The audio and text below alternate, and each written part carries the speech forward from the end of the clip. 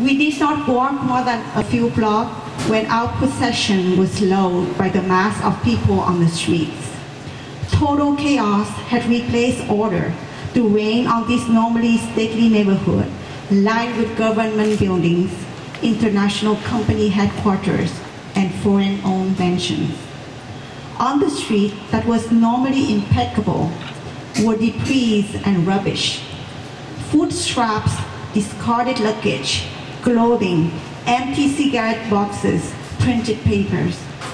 Tramping on these passed many thousand pairs of feet, running this way, that way, and above those escaping limbs were harried human fronts, with eyes searching for ways to run, searching for lost children, searching for unguarded belongings to steal, searching without a clear purpose, hollering for one another, all panicking. Rising above this frantic mass was a majestic building, a formidable boxy fortress with white concrete lattices enveloped by a vast compound, the U.S. Embassy.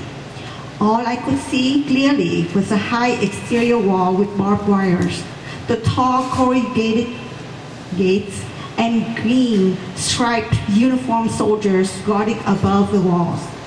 In front of this stronghold was an uncoordinated, loud and mad makeshift camp, steaming with people. Fellow men shoved and pushed one another for the prime locations closest to the embassy's high gate.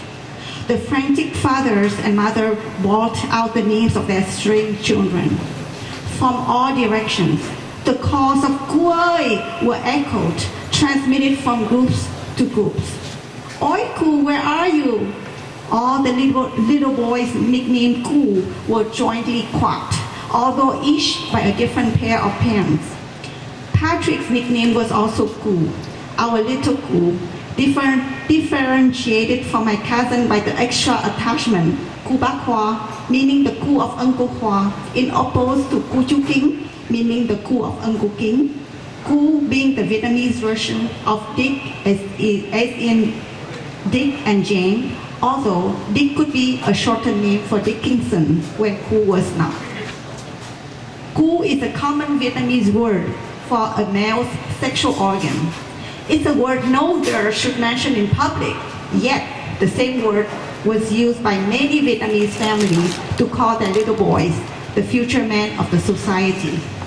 Over the course of the day, different Ku was lost and others rejoined their parents.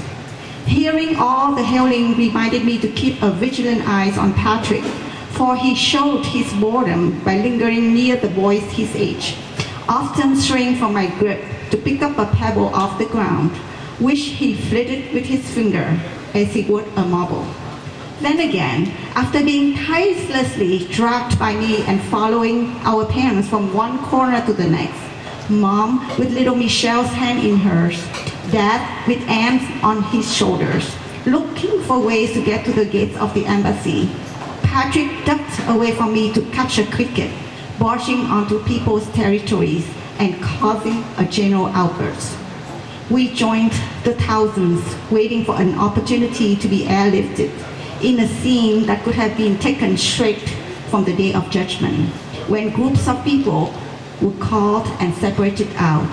The salvaged souls were led to the gate of heaven, while their condemned fellows were left for the hellfire.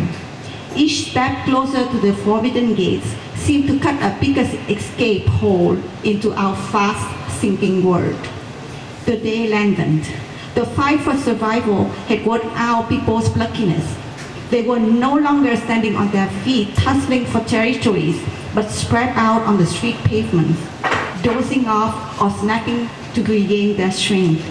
The crowd was at the same time patient and aggressive.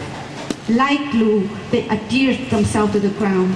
Like air, they quickly filled in any opening gaps in the growing lines that stretched forth and ended only at the immediate periphery of the embassy. The vacated space was left by the people who either had given up to return home or had been allowed inside. Belonging to the latter group were luckier families with higher political connections, or with the backup of a large fortune. But we would get there, thought many people. This remote possibility was enough to keep our parents hoping and persevering amidst the swelling mass. By noon, the small breeze brought in our direction the odor of urine from nearby alleys. The little boys did not wander off anymore, and the little girls' dresses were all undone. The wailing of babies became hoarse, unnerving cat screams, and the men started to curse everyone present and absent. The government was son of a... The same epithet was attributed to an encroaching neighbor on the campground. A few minor brawls broke out, only to be separated by the wives and the menfolk around. While we were thus lost in the anonymity of the mass, the sound of Mom's name rose above the brouhaha. We detected it at first faintly, barely audible. We looked frantically about for that hailing, for it might mean help in this sea of devouring sharks. At closer range, it became distinct. There she was, on Khan, cupping the name of her cousin. Kwan, over here. Mom swam towards her cousin across the human sea. The two briefly conferred in whispers. They separated, Mom swimming back with great difficulty to us, while Aunt Khan hastily departed from the embassy's ground. We found out the content of the urgent message in bits and pieces. According to some people, it would be better to abandon the futile raid of the embassy for the seaport Cheongseong, where large Navy ships were still conducting massive evacuations, ferrying people by the shipload to the sea for subsequent airlifts. Dad listened to Mom with his head ducked in between his shoulders while she argued her points.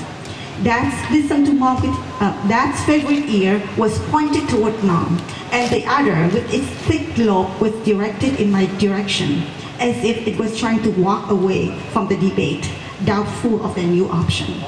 In the end, the left ear won, and Dad opposed the next escape route, for who exactly knew which way would lead to freedom, while the odds in the form of lost time were already stacking fast against us.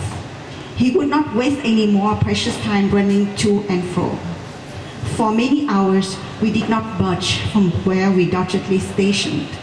Time and again, in a burst of desperation, Dad got up to approach the embassy's high gate, to no avail. The human mass, packed in layers immovable in front of that gate, had become an effective barrier against his and other rebellious souls shortcutting through the lines. Normally docile and accommodating, the grievous and abandoned Vietnamese had turned savage, easily provoked to violence if slightly challenged to yield their gained ground. Many young men attempted to climb over the high barbed fence, only to be thrown back by soldiers guarding the walls. The sun descended from its